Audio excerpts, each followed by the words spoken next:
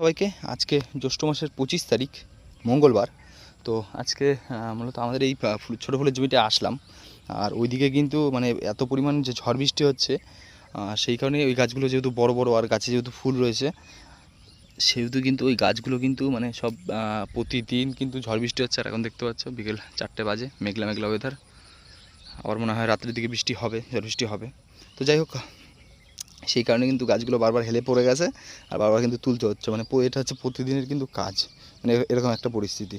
তো যাই হোক, আমি আপনাদের বলেছিলাম ওই ফুল ফাটাটা নিয়ে কথা বলবো। তো যাই হোক, আজকে কথা না বলে দেখি আগামীকাল কথা বলবো এই বিষয়টি নিয়ে।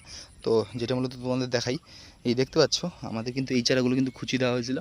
আর এই পাশে এই যে বড় বড় গাছ, চারাগুলো দেখো কীরকম হয়ে গেছে। মানে এইভাবে দেখলে একটু ফাঁকা ফাঁকা লাগছে, কিন্তু এরকমভাবে দেখলে কিন্তু এই সাইড থেকে দেখো বা এই সাইড থেকে দেখো, দেখতে পাচ্ছ সব কিন্তু একই গোত্রে রয়েছে। আর মূলত এই গাছগুলোর কিন্তু কুড়িগুলো কিন্তু কেটে দিতে হবে। এগুলো সব কিন্তু কাটবো, ওই দিকটা থেকে কাটা হয়েছে আর কাটবো। আর যাই হোক, যে মূল যে বিষয়টি নিয়ে কথা বলছি, মানে অনেক ক্ষেত্রে মানে এই সময় কিন্তু বেশ সমস্যা, মানে এই সমস্যাগুলো দেখা যায়। মেন কথা মানে এই যে গাছ যে ঢুলে যায়, অনেকে বলে যে দাদা গাছ শুকিয়ে যাচ্ছে, মানে শুকিয়ে যাচ্ছে বলতে গাছ ঢুলে যাচ্ছে, গাছের গোড়া পচে যাচ্ছে। তো সেই ক্ষেত্রে আপনারা কি করবেন সেটা আমি বলে রাখি। আমি স্ক্রিনের উপরে একটা ফটো দেখাচ্ছি। এই ওষুধটার নাম হলো ব্যাবিস্টন।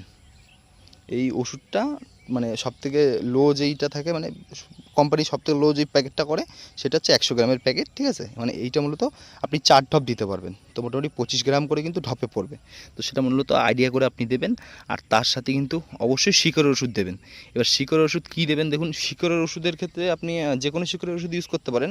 আমাদের এখানে যেই শিকড়ের ওষুধটা চলে সেটা মূলত কালো সোনা। আর এইটাই মূলত আমরা সবসময় ব্যবহার করি। আর আমাদের এই লোকালে কিন্তু কালো সোনাটার রেজাল্টটা খুব ভালো। আমরা আর কোনো, আমাদের এখানে অনেক রকম পাওয়া যায়, কিন্তু আমরা এই কালো সোনাটা কিন্তু সবথেকে বেশি ব্যবহার করি। তার জন্য বলছি অবশ্যই কিন্তু সাথে শিকড়ের ওষুধ দেবেন। আর গাছগুলো মানে এই বৃষ্টির আসলে বৃষ্টি বলে কথা না, অনেক সময় জমিতে কিন্তু জল দিলেও কিন্তু সেই সময় গাছ ঢুলে যায়। মূলত এই জলের কারণে কিন্তু মেন কথা গাছগুলো কিন্তু ঢুলে যায়। আর দেখবেন কি এই যে পাতাটা দেখতে পাচ্ছেন, এটা যেরকম মানে এরকম রয়েছে, মানে এই ডগটা সমেত কিন্তু এরকম সব নুতিয়ে পড়বে। আর কিরকম করে ঝিমিয়ে শুকিয়ে শুকিয়ে টাইপের এই সমস্যাটা কিন্তু হয়। তো যাই হোক, এটা আপনারা ব্যবহার করবেন, খুব ভালো রেজাল্ট। আর ব্যবহার কীভাবে করবেন সেটা আপনাদের বলি। অনেকে হয়তো ব্যবহারটা বুঝতে পারেন না কীভাবে করবেন। তো অনেকে বলে যে গাছের উপরে দেবেন, তো আমার ক্ষেত্রে আমি বলে রাখি আপনারা কিন্তু গাছের উপরে কিন্তু দেবেন না। আর এই দেখতে পাচ্ছ ফুল, যাই হোক এগুলো কিন্তু তোলা পড়বে, মানে এই কড়িগুলো কেটে দিচ্ছি এইবারের মতোই। আর তারপরে কিন্তু এই গাছের মধ্যে তুলসী যেগুলো আছে সেগুলো কিন্তু ঠিক করতে হবে। তো যাই হোক, সেটা আগামীকাল করবো আর সেটা কিন্তু আপনাদের দেখাবো। তো যাই হোক, আপনারা কীভাবে ব্যবহার করবেন সেটা মূলত আপনারা গুলিয়ে নেবেন, মানে একবারে দুটো পাঞ্চ করে মিশাবেন, মানে কালো সোনাটা মানে শিকড় ওষুধটা আর ব্যাবিস্টন মানে 15 লিটার জলে কিন্তু 25 গ্রাম, ঠিক আছে। এইটা আপনারা দেবেন। আর আপনারা যখন দেবেন তখন একটা লাইন ধরে ধরে দেবেন। ধরুন এই যে এই বরাবর করে, মানে এই পাইপটার মুখ ধরুন এরকম যদি থাকে, তো এই বরাবর করে কিন্তু ধরে ধরে এক সাইড দিয়ে দেবেন। যে দুই সাইড দিয়ে দিতে হবে এরকম কোনো ব্যাপার নেই। এরকম মেশিনের স্পিড বাড়িয়ে অনেকে হাত মেশিন দিয়ে দেন।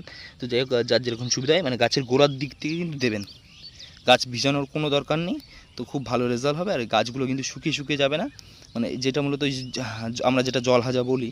আর এইটা কিন্তু শুধুমাত্র ফুলের ক্ষেত্রে না, সব কিছুর ক্ষেত্রেই, মানে ধরুন মানে যাবতীয় যে যত যা ফসল আছে, শশা বলুন, উস্তে বলুন, বা আরও কিছু, মানে যাবতীয় যা কিছু আছে, এই গাছগুলো যদি ঢুলে ঢুলে যায় সেই ক্ষেত্রে কিন্তু, আর এইটা মূলত কিন্তু বর্ষার রোগের ক্ষেত্রেই কিন্তু, আদার্স কিন্তু অন্য কোনো রোগের ক্ষেত্রে না। এবার গাছ ঢুলে গেছে আপনার অন্য কারণে, সেটা তো শীতকালে হতে পারে বা গরমকালে হতে পারে, সেই অন্য কারণে সেই সমস্যার কিন্তু সমাধান কিন্তু হবে না। মূলত যদি বর্ষার কারণে, বর্ষায় যেহেতু গাছে মানে জমিতে জল জমে থাকে, সেই ক্ষেত্রে কিন্তু ওরকম ঢুলে ঢুলে যায়। আর অনেক ক্ষেত্রে কি আপনারা জমিতে যখন জল দেন, অতিরিক্ত জল হয়ে যাওয়ার কারণে তখন কিন্তু এরকম গাছগুলো কিন্তু ঢুলে যায়। তো এইটাই মূলত বিস্তারিত তোমাদের বলার দরকার, মানে বলার ছিল। তো চলো, দেখা হবে নতুন কোনো ভিডিওতে। ততক্ষণের জন্য ভালো থাকবেন, সুস্থ থাকবেন।